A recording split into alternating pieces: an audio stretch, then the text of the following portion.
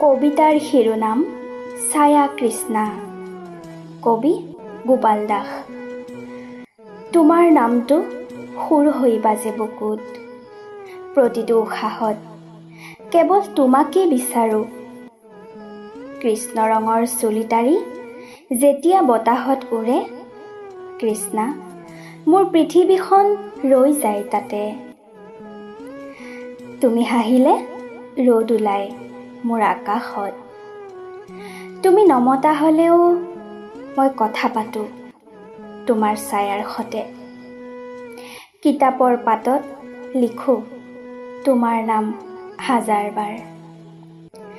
তুমি নাজানা, নুবুজা, তথাপি তুমিয়েই মোৰ সংসাৰ।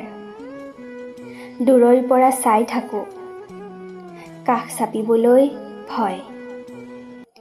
যদি হেৰুৱাওঁ এইখিনি সুখ, এইখিনি আশা, একপক্ষীয় হ'লেও এই মৰমটো মোৰ হীৰাতকৈও দামী, জোনতকৈও চেনেহী। নুবুজিলেও তুমি, নাজানিলেও তুমি, মই ভাল পাই যাম কৃষ্ণা শেষ উশাহলৈ তোমাৰ গোপাল।